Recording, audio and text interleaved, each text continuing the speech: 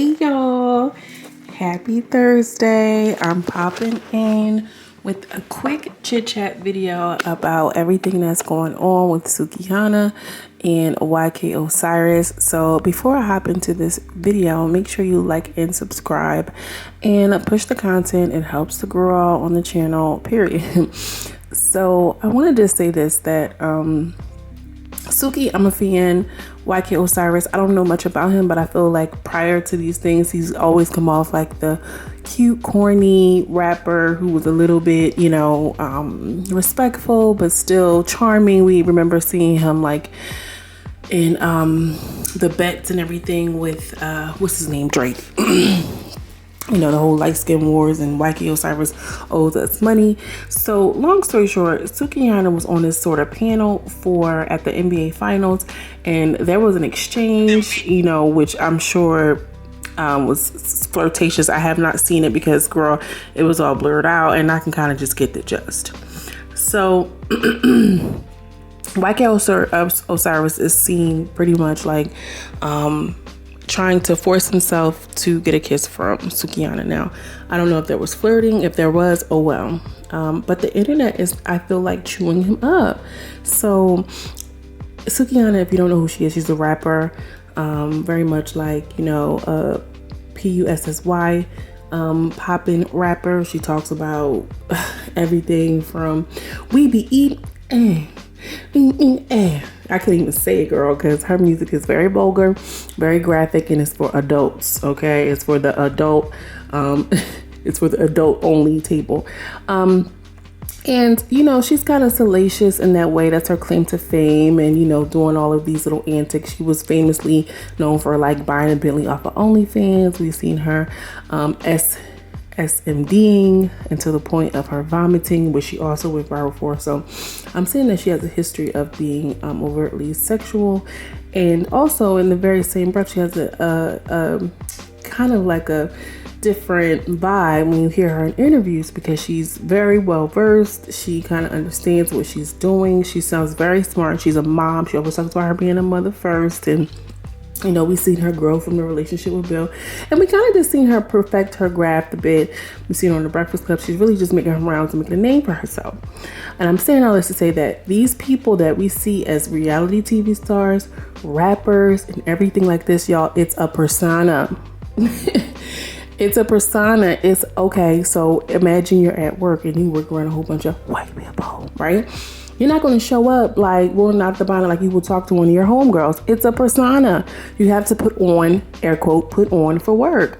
She's not doing anything differently, but the only thing is she's in these spaces, these male-dominated spaces, and they feel like they have access to her because of her work, right? And this just shows how men continue to be unhinged. Now, to speak directly to YK Osiris, I don't really know him personally to be like, well, personally in general, but y'all get what I'm saying. I don't really know him to have been caught up in any type of scandal before or anything crazy outside of the fact that he just kind of came out of nowhere with a baby. He pulled I wasn't hiding my son from the world, I was hiding my world from the sun, or whatever the hell. So that's the only real thing that I feel like he kind of was involved with the scandal. I know he famously or infamously tried to shoot his shot at Regina Carter, which I think would have been a cute look. But long story short, he reminds me of this other guy, the other young boy, YNW Melly or something. Girl, I don't know. Maybe I'll put a picture on the screen. Long story short, he issues this apology, which says, I want to publicly offer my sincerest apology to Sukihana. In an attempt to be playful, I misread the moment and violated Sukihana's boundaries. I understand the importance of consent, and I'm embarrassed by my behavior. I take full responsibility and have made multiple attempts to apologize. I have the utmost admiration for Sukihana, and it was never my intention to disrespect her. Now, first things first, that was a really good PR apology. And honestly, I don't even think it was PR. I honestly think that that's truly how he felt. Like, it was embarrassing. It was poor behavior, and he spoke to it. You know what I'm saying? And I really feel like the apology came because of the outrage. But then again, we always have selective outrage with these things. But I am glad that people are coming to Sukihana's defense, because people are so quick. Oh, well, she's so Gucci. She do this and she do that. It does not give a man, or a woman for that matter, the right to have access to her body. It just doesn't work like that. And I'm so glad that we're starting to have these conversations about consent, what it looks like, and how we can apply it in our everyday life. Because what you might feel like is a joke and it's cute and it's funny is really infringing upon somebody's rights. So teach your nephews, teach your sons, teach your daughters, especially what consent is. Get it to them now. You get what I'm saying? Because we're raising a different generation. And I really feel like the social outrage is kind of like, some people feel like it's dragging it. I think that had he been like, oh, like, we also have to allow these people grace too. We live in this world where men are, we live in this patriarchal society where they just pretty much do whatever. They feel like they can do whatever. They're unhinged. And, oh, well, so what? She shouldn't have wore a skirt. And, it's really like the women happen to cower and to readjust to accommodate the male's lack of impulse control, right? Especially in, SA situations and things of that nature. So we cater to men in that sense of we have to be the ones to think 2 or 3, 4 steps ahead because we just don't know if he can't control himself in that day. And also, too, I want to talk about his age. I know he's a little bit younger, which doesn't make it right. It just gives room for growth.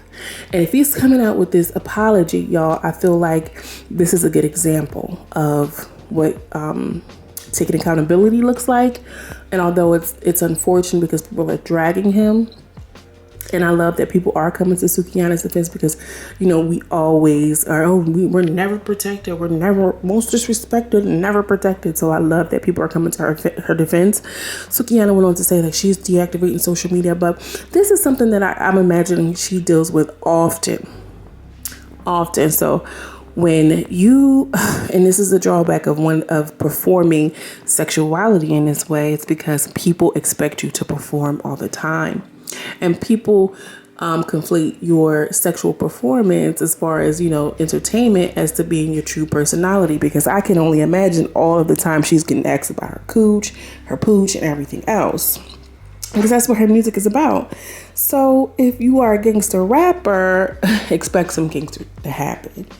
But when it comes to your sexual freedoms and liberties, it does not give people the right. So I understand both arguments, although I'm leaning more towards men need to be more control, and I really understand consent.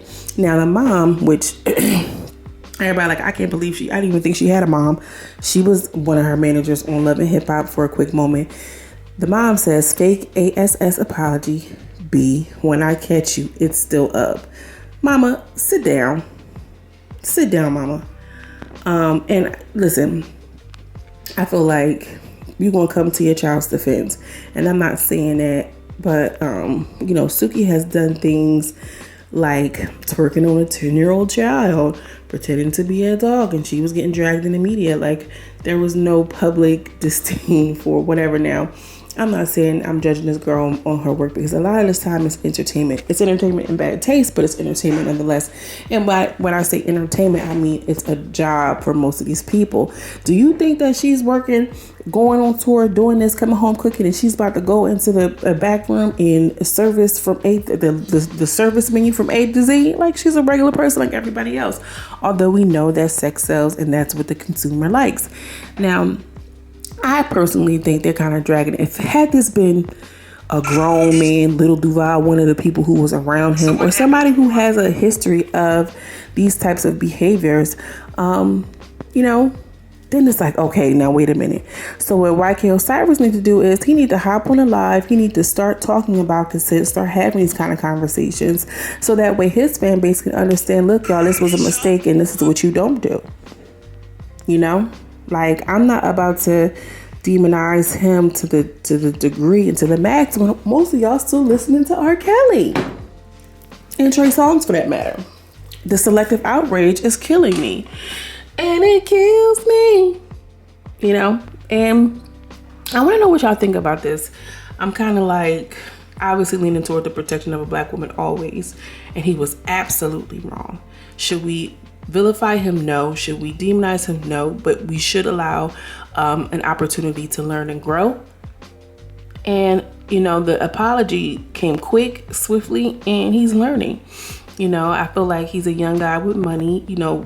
Women will do more for a man with less. So that also goes to her head. That's also the aspect of being a young black man with a couple dollars, thinking, oh, I got it like that, so let me just do this. And that's a slippery slope of you leaning, you're crossing my boundaries. So hopefully he learns this lesson. And this is a lesson to a whole bunch of kids who are out here, you know, back in the day. Remember back in the day, you be in high school, a boy tried to touch your butt or whatever. That was assault, y'all.